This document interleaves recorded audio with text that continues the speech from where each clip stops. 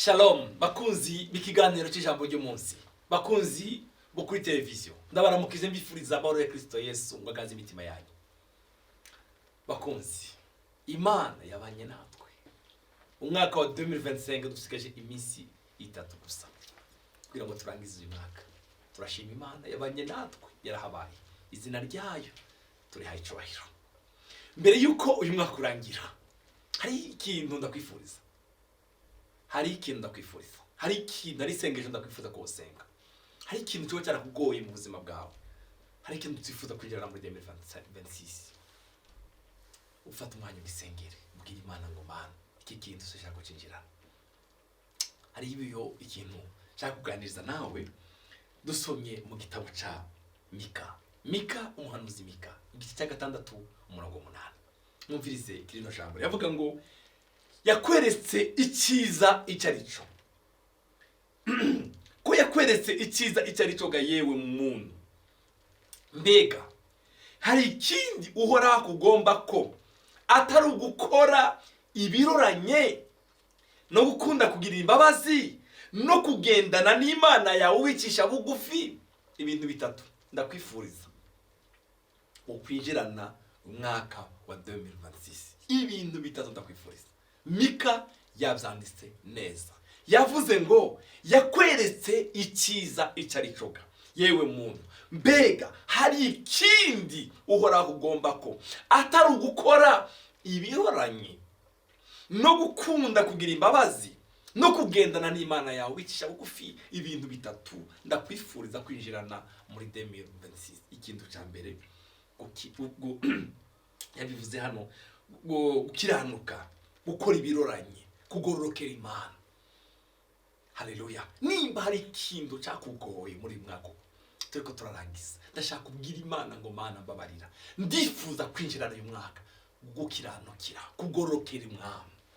Bene data, ndakwifuriza kugororokera Imana. Yobu hari ijambo yavuze igice cya 27:6, yaravuze ngo ukugororoka kwanje ndakugumije sinzokurekura. Yobu yari umugabo Imana yirasa. Umunsi umwe ngo Imana yahuye na Satani, ngo arayibaza ngo wabonye umukiranutsi wanje Yobu? Yobu yari umukiranutsi uburyo Imana yamwirata. Mbega Yobu, Imana ibaza Satani, wowe wabonye umukiranutsi wanje Yobu? Satani abwira Imana ngo ntabwo ukiranukira n'ibyo wamuhaye abana, wamuhaye inka n'intama n'ingamiya bitagira uko bingana. Imana ibwira Yobu, Imana ibwira Satani, ndabiguhaye. Mu kumunsi umwe abana ba Yobu 10, abahungu 7 n'abakobwa 3 barapfa. Ingamiya ziragenda, intama ibihumbi, nta kintu cyasigaye mu rugo rwa Yobu. Haleluya. Ariko ashishikara kwizera Imana. Ukugororoka kwanje ndakugumije, ntabwo nzokurekura. Sinzi ukuntu Satani yasegura n'Imana. Wabonye umukiranutsi wanje Yobu? Aramubwira ngo bijya zaragiye, ariko hari ikindi gisigaye umubiri.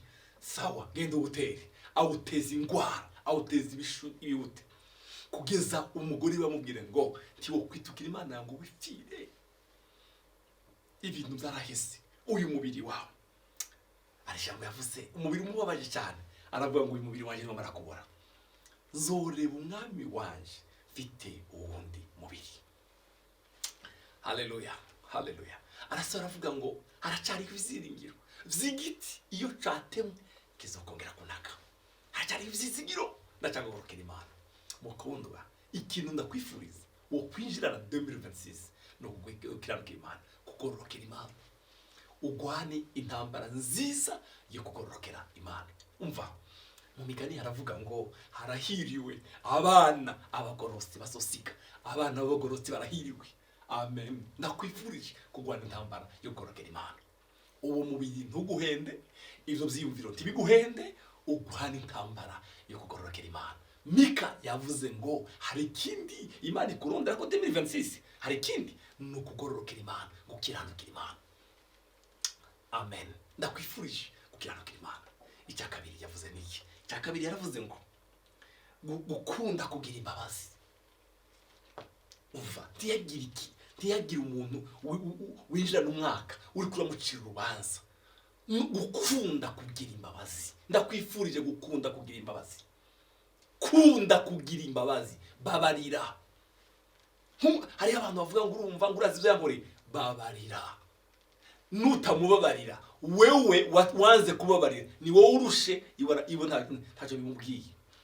Dawudi yaravuze ijambo ryiza, Zaburi ya 142 umurongo w'7 haravuga ngo kura umutima wanje mwibohero kugira ngo mbone nishime izina ryawe, abagororotsi bazokikiza kuko uzomungiriye neza. Amen.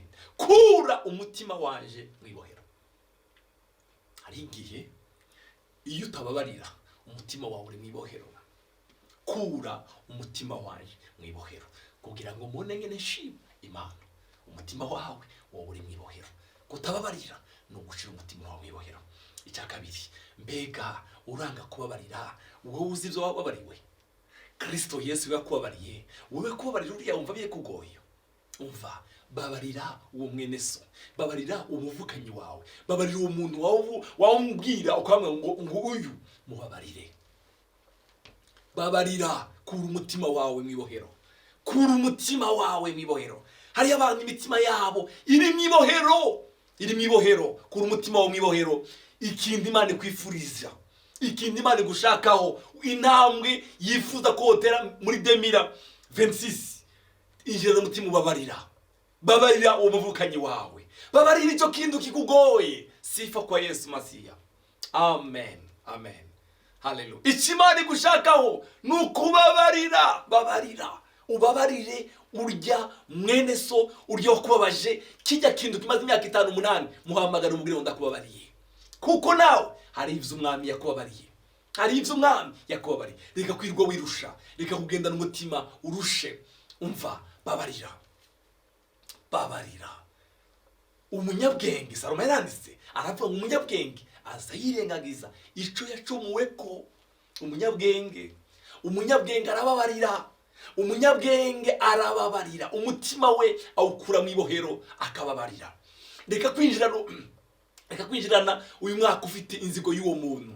Uwo muntu uri iryo jwi rikorera kubwira wewe wawunyumviriza, we ubwo nyine nutaranamushikira byatuzakanwa kavuga ngo ndakubabariye, ndakubabariye, ndakubabariye.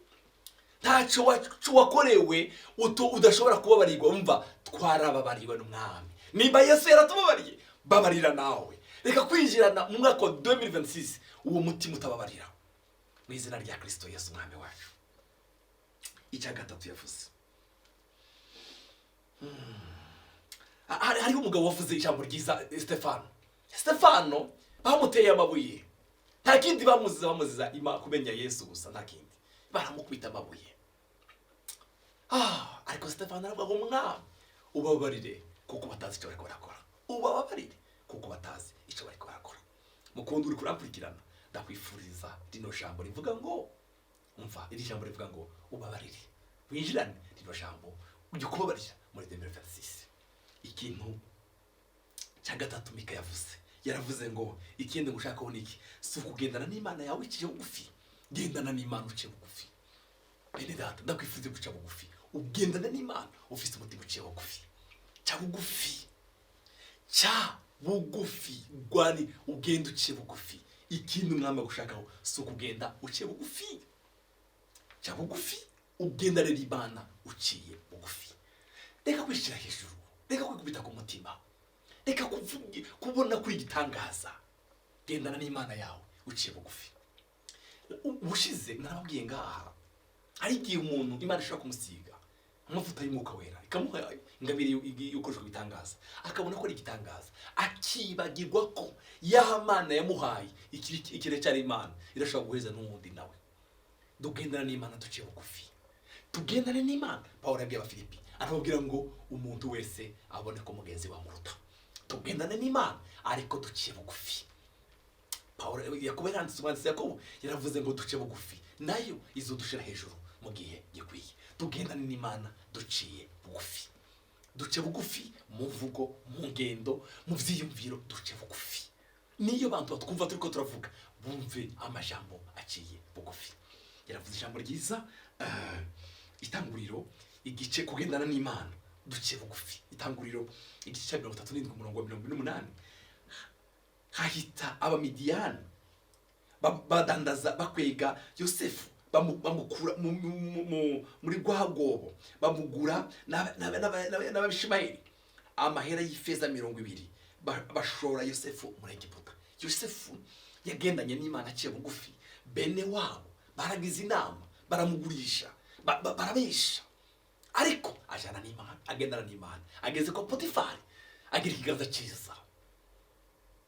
Muka Potifari agaragaza kumushaka, ariko Yosefu agwanira agakiza kari muri we. Aca bugufi, yagendanye n'Imana aciye bugufi. Yavuye kwa Potifari aja muri prison. Yagiye mu ingendo zitandukanye, mu mwobo kwanza.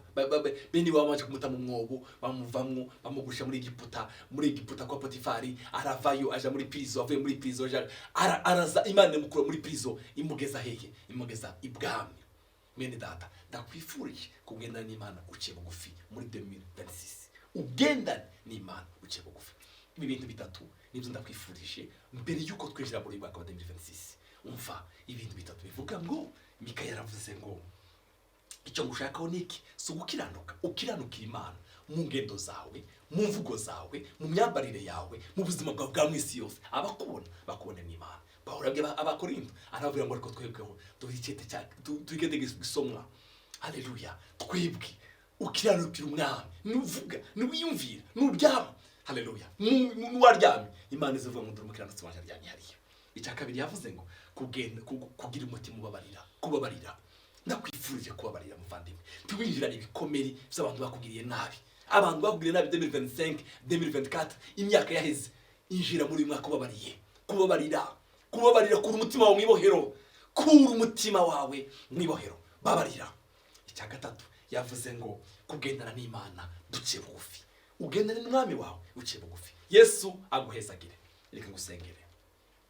Data, ndagukunda, ndagushimiye kuri Umwami wacu. Izina ryawe rihabwe icubahiro. Hezagira uyu muvandimwe uri kurankurikirana. Ibi bintu bitatu nibyo twifuza Mwami ko kwinjirana muri uyu mwaka wa 2026. Utubwire ubuntu butangaje. Uyu mwende batakarankurikirana, uyu wanze kubabarira, ndamusengeye ngo umuhezo w'umutima uciye bugufi. Ezekiel yaravuze ngo azadukura umutima ukomanda ikibuye, adushire umutima woroshe nk'inyama, umutima wabarira. Uduhe kugendana nawe duciye bugufi Imana. Uduhe kugukiranukira Mwami mu byose mu buzima bwacu bwa misi yose. Uduhezagize umunezero n'amahoro mu izina rya Kristo Yesu Mwami wacu. Amen. Yesu abahezagire kandi abaho umugisha.